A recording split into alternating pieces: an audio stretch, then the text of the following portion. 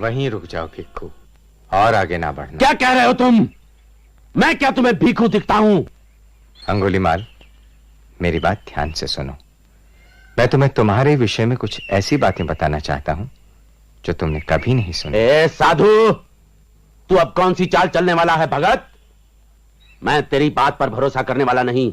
देखो, मेरे पास कोई अस्त्र नहीं है और ना ही मेरे साथ सहयोगी हैं जो तुम्हें हानि पहुंचाएं। तुम बहुत देर से छिपकर मुझे देख रहे हो और जानते हो कि मैं सच कह रहा हूं। मेरा यही अनुरोध है कि तुम मेरी बात सुनो। ठीक है, बोलो। तुम्हें आश्चर्य हुआ जब मैंने तुम्हें भिक्खू कहकर पुकारा, परंतु मैंने ऐसा इसलिए कहा क्योंकि तुमने कभी अपनी आत्मा की ओर नहीं देखा है, कभी यह अनुभव नहीं किया कि तुम्हारे भीतर कहीं एक भला आदमी भी है जिसमें दया की भावना है, ठीक उसी तरह जैसे कोई भिक्खू चाहता है। बकबक बंद करो। मेरे समूचे जीवन का उद्देश्य है लोगों की हत्या करना और समृद्ध होना। जीवित लोगों का मेरे लिए कोई मतलब नहीं है। फिर भी मैं कहता हूं, समाज और लोगों के बीच तुम्हारा स्थान है। समाज?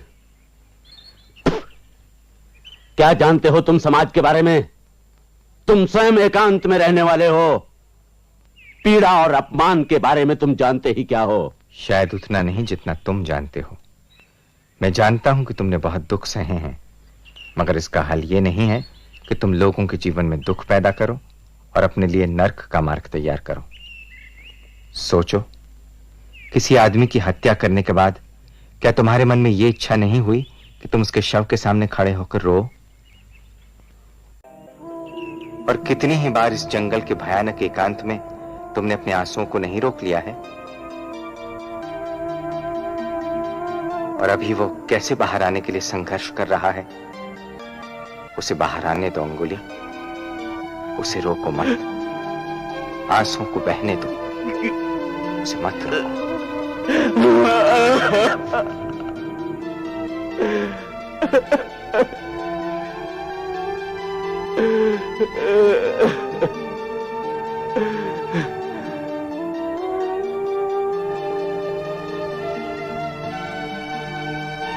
मेरी दबी हुई स्मृतियों,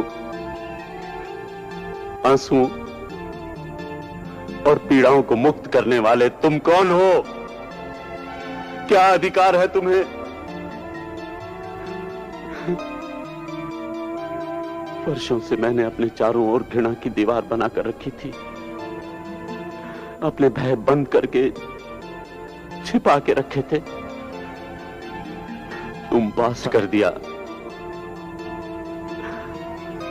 कैसे जीवित रहूंगा अब मैं? कहां जाऊं अब मैं? मेरे रास्ते में आने वाले अभियोगी, तू है कौन?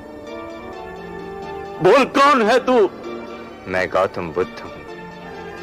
मेरी शरण में आओ, वहीं तुम्हारा। मेरी रक्षा अब कहीं नहीं हो सकती। मैंने इतने पाप किए हैं जितने कोई दो जीवन में भी नहीं कर सकता। डाकू के रूप में तुम्हारा जीवन अब समाप्त हो चुका है। मैं तुम्हें अपने आदेश से भिक्खु को नियुक्त करता हूं। ये एक नया जीवन है, नए सिरे से सब कुछ आरंभ करने का अवसर है तुम्हारे पास। नहीं, मैं पहचान लिया जाऊंगा। लोग मुझे पत्थर मारेंगे, मेरी जान लेने की कोशिश करेंगे। इससे भी बुरा हो सकता है। तुमने जो हत्याएं की हैं, ये उन्हीं का फल है। सभी पीड़ाओं के कारण तुम ही हो। तुमने जो कर्म किए हैं, उसका फल तो तुम्हें भोगना ही होगा।